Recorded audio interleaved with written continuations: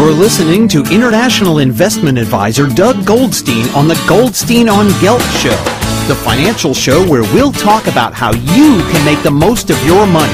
With all the confusing financial chatter bombarding you each and every day, Goldstein on Gelt will give you the practical information you want and need about living a financially stable life. Here's your host, money maven Doug Goldstein. Hey, we are back again. I am honored again to have Tony Buzan on the Goldstein on Gelt show. Once again, for those of you who missed it, you can hear the previous interview. You can go to www.profile-financial.com, click on the radio shows tab, and you can download the interview there. You can find it on iTunes. You can find it on this radio station's website. But the great thing about it is that we have Tony back with us today. He is the foremost expert in the world on thinking visually, and a leading lecturer, not only to us here on the radio, but also to large corporations, universities, and governments. And most importantly, perhaps, is he is the inventor of Mindmaps, which has literally changed the lives of hundreds of millions of people. So, Tony, thanks so much for coming back. It's lovely to be back, Doug. On the last show, we were talking about reading and the concept of speed reading. And as an investment professional, my day job is I'm an investment advisor. I only get this once a week gig on the radio, but I have so much material that I have to get through.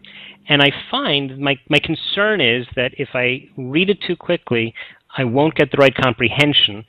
And I'm not able to put together all the details because I'm bombarded with information, especially in the internet age. How do you teach people to deal with that? On two levels. Number one, on the understanding that if you read faster, you're actually going to understand better. And especially in the financial world, as you say, you are bombarded with data. So you've got to be able to learn to grasp that data as it comes at you and not to have it kind of go in one ear and out the other. So what you do is you study it like you would study a study book. And so you take all the information you've got to gather for a particular decision you're going to make. You scan the entire lot. And being knowledgeable in your field, one of the great things you can do is reject about 70% of it. Because you will either know that you know it already, or you will know that it's not relevant to the decision you're about to make. Right. So you take the big mass of data and you immediately reduce it to 20 to 30% of what it was. You then speed read that, and you will find that with all new data coming out, there tends to be a fair amount of repetition. Source A will have its own information, and source B will have its own, but they will cross-reference each other. So you eliminate the repetitions. And then you're left with the essence of what it is you're trying to do. And that you simply mind map. Don't make lists of the notes of the stuff that you think is important. Because lists put your mind into a linear modality which helps you make inadequate decisions. In fact, it puts you back into linear note-taking. And linear note-taking was invented in the industrial age, basically the modern form of linear note-taking. Mm-hmm. And mind mapping is much more for the information age and the age of intelligence, which we're in now. I think one of the issues that I find when I read, I'll read a whole magazine, and I feel I'm a quick reader by normal people's standards. I find that, if I put down a magazine and you ask me 10 minutes later, well, what did you read? I won't be able to tell you maybe even any of the articles. However, if you ask me a week later, do you know anything about what's going on, with inflation in China? All of a sudden I'll be able to relate back to what I had read. But I find I'm missing something. I'd like to be able to have the information constantly at my fingertips. Yeah, Doug, one of the things to do with magazines, this may sound like heresy, but you've got to take all the magazines that are relevant. Let's say in a week you've got 10 magazines that you need to go through. Mm-hmm. What you do is you pile them up in front of you on the desk and you rip through them, ripping out only the pages that are probably relevant to the decision you have to make. And so from a big daunting pile of 10 magazines, it normally reduces to a totally handleable pile of about 20 to 30 pages max. Mm-hmm. Those pages, which you've now scanned, you then give a second scan for some of the points that I mentioned earlier. You know, where are the repetitions? Where's the stuff that you actually already know? Where's the stuff that repeats what was said in another magazine? And on the second scan, you normally reduce that pile to a half. So you're now left with, say, 15 pages. Those you read through more studiously with a highlighter, and you highlight or underline key ideas and keywords from that, and that you transfer onto a mind map, and your memory will be perfect. Mm-hmm. You know, and your decision-making will be a lot better.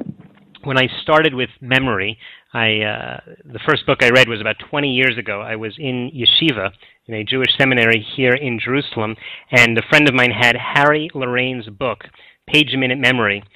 20 years later, I had the chance also to interview Harry on this show, and we've become friends, and it's really great. But one of the important concepts... Can I just interrupt you there? Harry Lorraine is a friend of mine, and one of the people who I think is one of the great examples of what a human memory can do. It is true. In fact, when I saw him just recently, and I brought my son. We were in New York, and we went to visit him.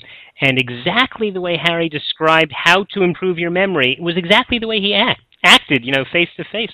And let me just introduce once more, because we're in the middle of this interview. We're talking to Tony Buzan, who is perhaps the world's foremost expert on thinking visually. He invented mind maps, and we're very lucky to have him. This is already the second interview he is having on the Goldstein on Gelt show here. If you missed the first one, you should download it at www.profile-financial.com at the radio shows tab, or you'll be able to find it on iTunes, or you could, of course, also find it at the website right here at the radio station. And we're talking to Tony about reading and the importance of being a good reader, not just someone who... I was complaining that I go through a lot of material and don't feel I get everything.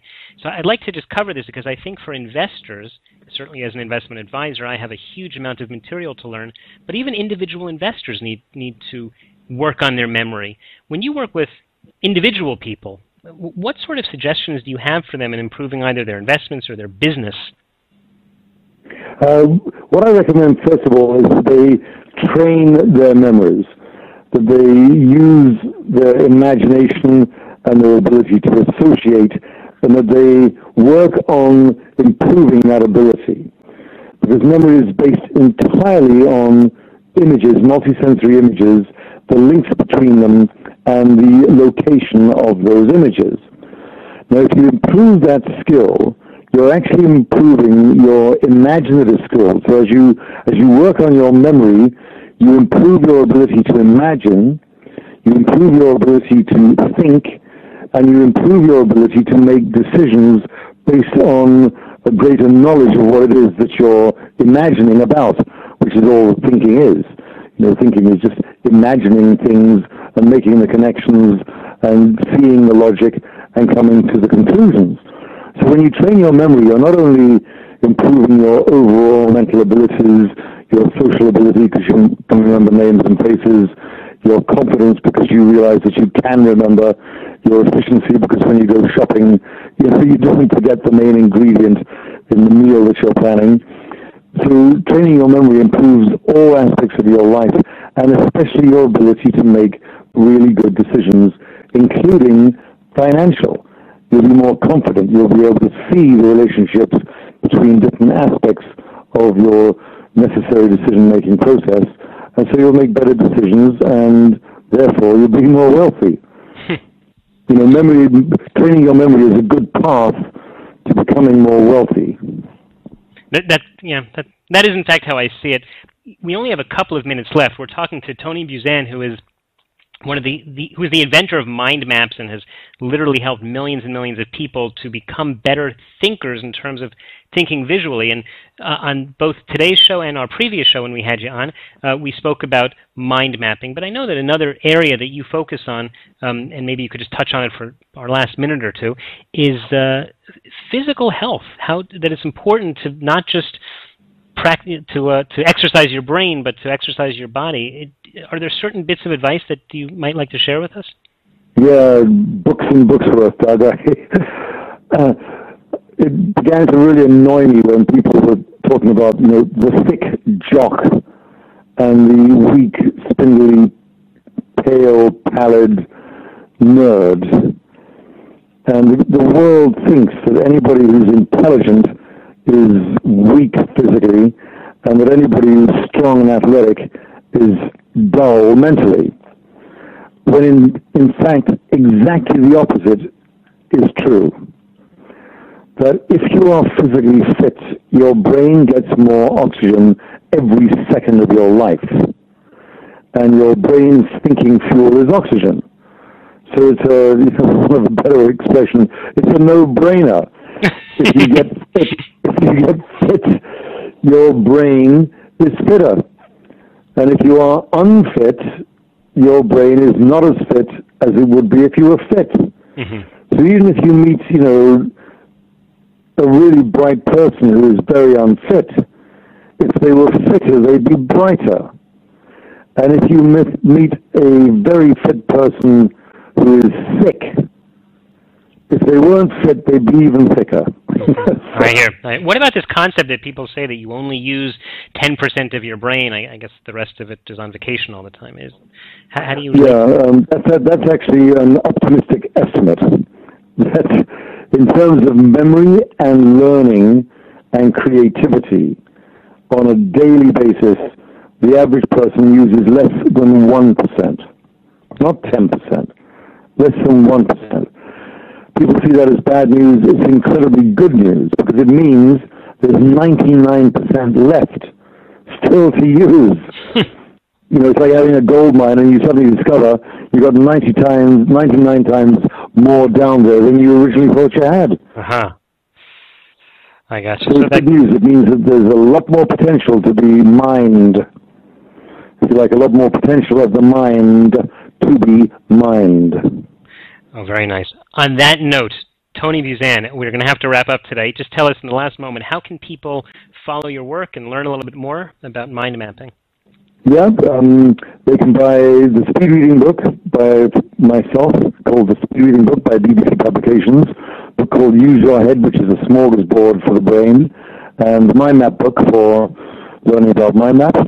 And they can go to www.thinkbuzan, that's all one word, thinkbuzan.com, for free downloads of the Mind Map software and to find out more about the universe of the brain. Fabulous. Tony Buzan, thank you very, very much for joining us again. A great pleasure. You've been listening to the Goldstein on Gelt Show with money maven Doug Goldstein. Doug's weekly radio show is heard around the world, but if you miss it, you can download the podcast at www.goldsteinongelt.com. The Goldstein on Gelt Show gives you up-to-date financial ideas so you can get on the path to financial freedom. If you'd like your questions answered on the air or off, send Doug an email to doug@profile-financial.com. It's your money for your future, so join Doug every week to build your wealth on the Goldstein on Gelt Show.